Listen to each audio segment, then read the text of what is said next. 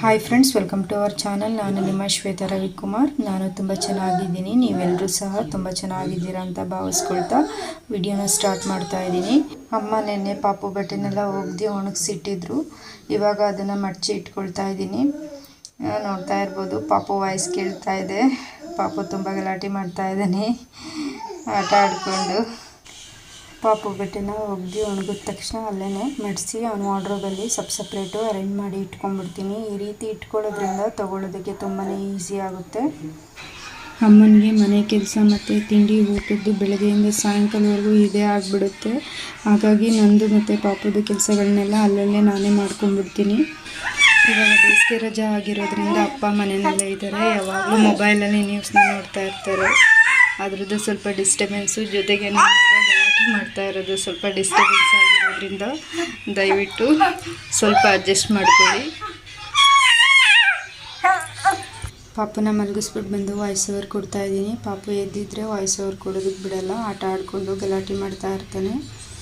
ಬರೀ ಅವನದೇ ವಾಯ್ಸ್ ಕೇಳಿಸ್ತಾ ಇರುತ್ತೆ. ನಾನು ವಾಯ್ಸ್ ಕೊಡೋದು ಕೇಳಿಸೋದೇ ಇಲ್ಲ ನನ್ನ ವಾಯ್ಸು. ಹಾಗಾಗಿ ಅವನ್ನ ಮಲಗಿಸ್ಬಿಟ್ಟು ಬಂದೆ. ಇವಾಗ ಬಟ್ಟೆ ಎಲ್ಲ ಮಡಿಸಿದ್ದಾಗಿದೆ. ನೆಕ್ಸ್ಟು ಅಮ್ಮ ಇವತ್ತು ಕೊಬ್ಬರಿ ಹಾಲನ್ನ ಮಾಡಿಕೊಟ್ರು. ಇದು ಬಾಣ್ತಿದೀರಿಗೆ ತುಂಬಾ ಒಳ್ಳೆಯದು ಅಂತ ಹೇಳ್ತಾ ಇರ್ತಾರೆ.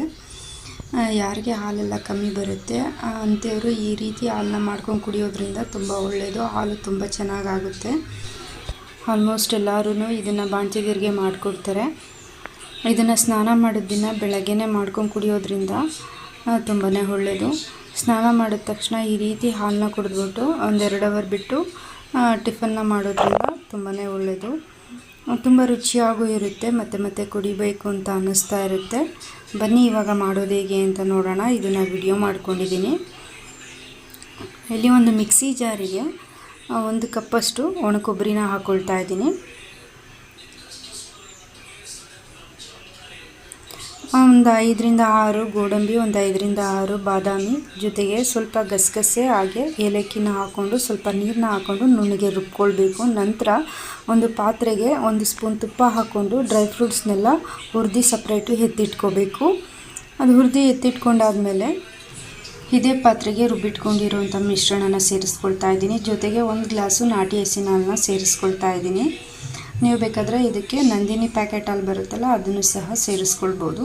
ಇಲ್ಲಿ ನಮಗೆ ನಾಟಿ ಹಸಿನ ಹಾಲು ಸಿಗೋದ್ರಿಂದ ಇಲ್ಲಿ ನಾಟಿ ಹಸಿನ ಹಾಲನ್ನ ತೊಗೊಂಡಿದ್ದೀನಿ. ಇವಾಗ ಮಿಕ್ಸ್ ಮಾಡಿಕೊಂಡು ಇದಕ್ಕೆ ರುಚಿಗೆ ತಕ್ಕಷ್ಟು ಬೆಲ್ಲನ ಸೇರಿಸ್ಕೊಳ್ಬೇಕು. ನಾನು ಸ್ವೀಟ್ ಕಮ್ಮಿ ತಿನ್ನೋದ್ರಿಂದ ಸ್ವಲ್ಪ ಬೆಲ್ಲನ ಕಮ್ಮಿನೇ ಹಾಕ್ಕೊಂಡಿದ್ದೀನಿ. ನೀವು ಸ್ವೀಟ್ ಜಾಸ್ತಿ ತಿನ್ನೋರಾದರೆ ಬೆಲ್ಲನ ಸ್ವಲ್ಪ ಜಾಸ್ತಿನೇ ಹಾಕೋಬೋದು. ಇವಾಗ ಇದನ್ನು ಚೆನ್ನಾಗಿ ಕುದಿಯೋದಕ್ಕೆ ಬಿಡಬೇಕು. ಇದು ತುಂಬಾ ಚೆನ್ನಾಗಿರುತ್ತೆ. ಇದನ್ನು ಕೊಬ್ಬರಿ ಹಾಲು ಅಂತನಾದರೂ ಹೇಳ್ಬೋದು, ಗೋಡಂಬಿ ಬಾದಾಮಿ ಹಾಲು ಅಂತನಾದರೂ ಹೇಳ್ಬೋದು. ತುಂಬಾ ಚೆನ್ನಾಗಿರುತ್ತೆ. ನೋಡ್ತಾ ಇರ್ಬೋದು, ಇವಾಗ ಕುದೀತಾ ಇದೆ. ಚೆನ್ನಾಗಿ ಬೆಂದ ನಂತರ ಲಾಸ್ಟಲ್ಲಿ ತುಪ್ಪದಲ್ಲಿ ಹುರಿದಿಟ್ಕೊಂಡಿರುವಂಥ ದ್ರಾಕ್ಷಿ, ಗೋಡಂಬಿ, ಬಾದಾಮಿನ ಹಾಕ್ಕೊಂಡು ಮಿಕ್ಸ್ ಮಾಡ್ಕೊಳ್ಬೇಕು.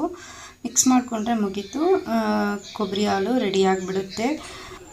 ಈ ವಿಡಿಯೋ ನಿಮಗೆ ಇಷ್ಟವಾದಲ್ಲಿ ಲೈಕ್ ಮಾಡಿ, ಶೇರ್ ಮಾಡಿ, ಕಮೆಂಟ್ಸ್ ಮಾಡಿ, ಸಬ್ಸ್ಕ್ರೈಬ್ ಮಾಡ್ಕೊಳ್ಳಿ.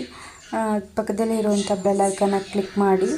ನೋಡಿದ್ರಲ್ಲ ಯಾವ ರೀತಿ ಕೊಬ್ಬರಿ ಹಾಲನ್ನ ಮಾಡೋದು ಅಂತ. ಇದನ್ನು ಬಾಣ್ತಿದರಿಗೆ ಕೊಡೋದ್ರಿಂದ ಎದೆ ಹಾಲು ತುಂಬಾ ಹೆಚ್ಚಾಗುತ್ತೆ ಮತ್ತು ಆರೋಗ್ಯಕ್ಕೂ ತುಂಬಾ ಒಳ್ಳೆಯದು. ಇದನ್ನು ಸ್ನಾನ ಮಾಡೋದು ದಿನ ಕೊಡೋದ್ರಿಂದ ತುಂಬ ಉಪಯೋಗ ಆಗುತ್ತೆ ಅಂತ ಹೇಳ್ಬೋದು. ಈ ವಿಡಿಯೋ ನಿಮಗೆ ಇಷ್ಟವಾದಲ್ಲಿ ಪ್ಲೀಸ್ ಸಬ್ಸ್ಕ್ರೈಬ್ ಮಾಡ್ಕೊಂಡು ನೋಡಿ. ಈ ವಿಡಿಯೋ ನೋಡಿದ್ದಕ್ಕಾಗಿ ತಮ್ಮೆಲ್ಲರಿಗೂ ಧನ್ಯವಾದಗಳು.